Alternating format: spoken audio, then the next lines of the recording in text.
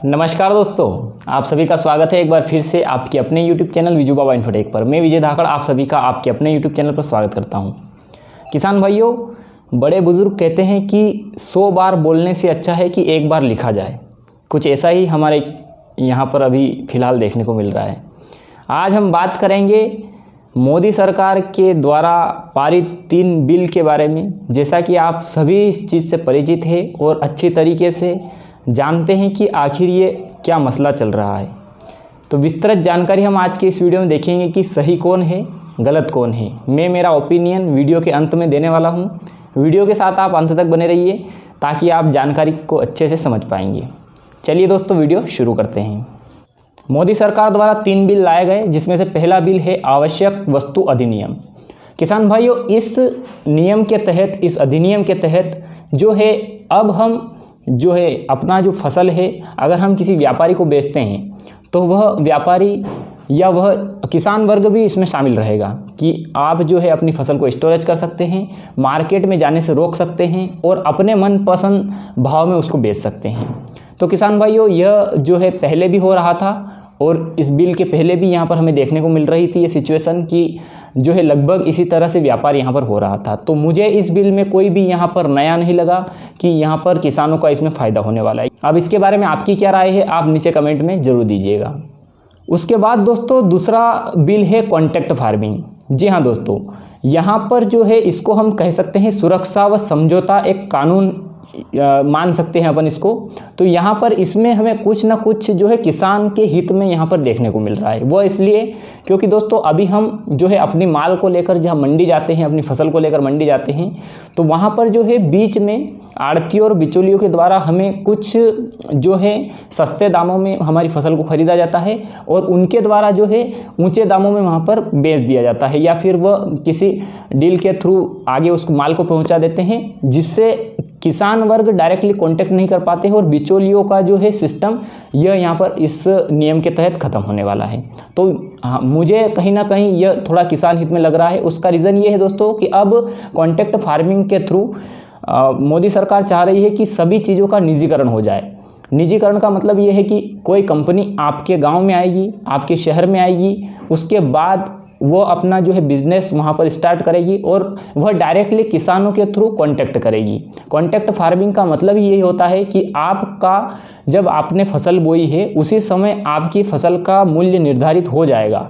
यदि आपने अपने खेत में मक्का लगा रखा है और किसी कंपनी को मक्का के थ्रू कोई उत्पाद अगर बनाना है यहाँ पर, तो वह पहले से ही हमारे बीच में कांटेक्ट कर लेगा कि इतना जो रकबे में अगर आपका मक्का है तो वह हम लेंगे और आप अभी से उसका जो है भाव डिसाइड हमें करके बता दीजिए।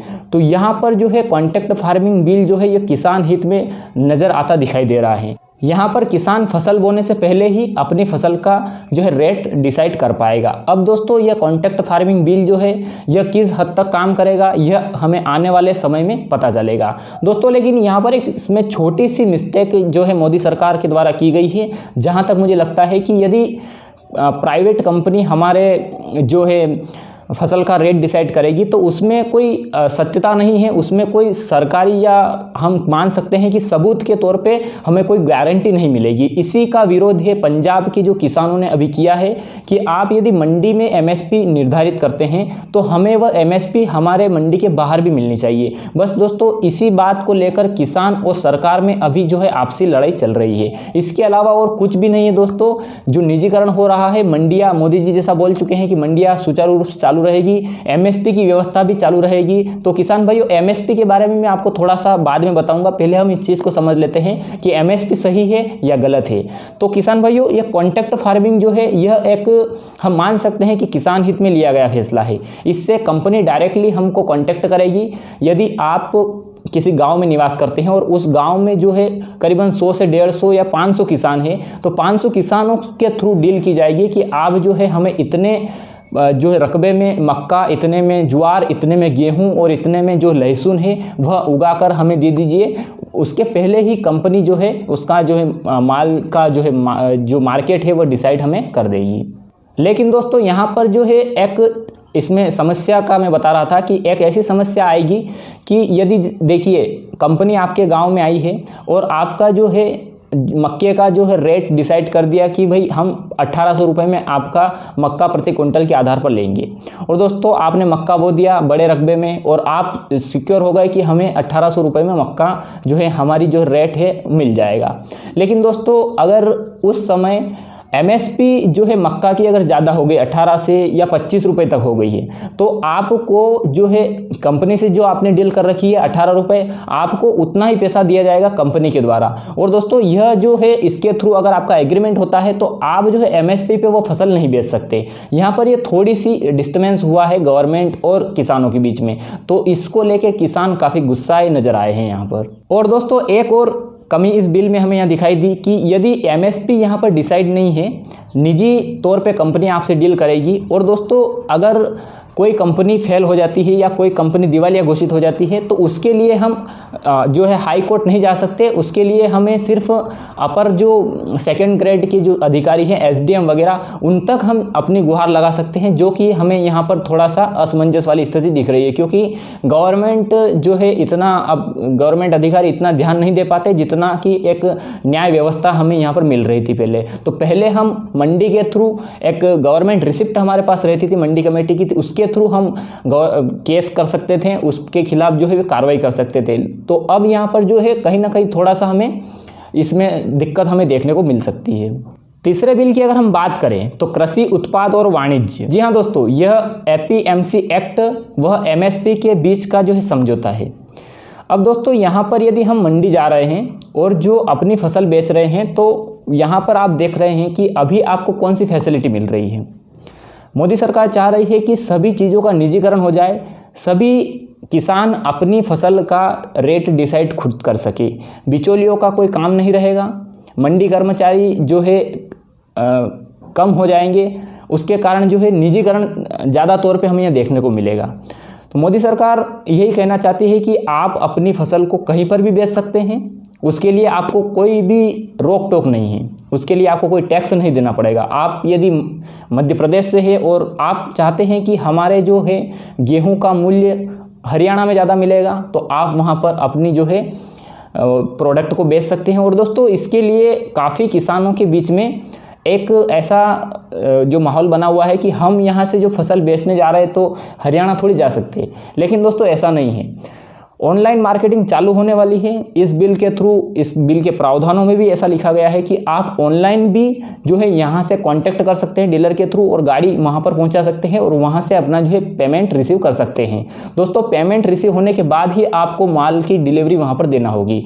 तो किसान भाइयों यह बिल जो है नया नया है अभी, तो इसमें थोड़ा समझने में हमें थोड़ा सा समय लग सकता है।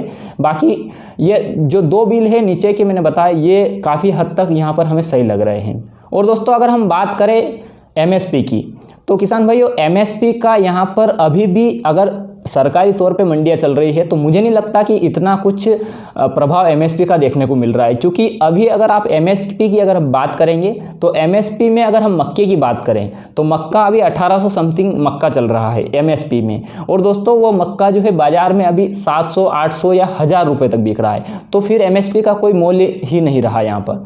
तो मैं मोदी सरकार और उनके कैबिनेट को कहना चाहूँगा कि यदि आप वास्तविकता में किसानों की मदद करना चाहते हैं, किसानों को ऊपर उठाना चाहते हैं, तो आप MSP की जगह MRP डिसाइड कीजिए। MRP यानी कि मैक्सिमम रिटेल प्राइस। यदि आप किसान हैं और यदि किसान भाइयों आप सोचिए कि यदि आप कोई किसान कार्य के लिए यदि किसी यंत्र को खरीदने जा रहे हैं या फिर आप किसी ट्रैक्टर को खरीदने जा रहे हैं, तो अब मैं आपको बताता हूं कि ट्रैक्टर आप खरीदने जा रहे हैं तो ट्रैक्टर की जो प्राइस है वह प्राइस है करीबन 7 से 8 लाख रुपए।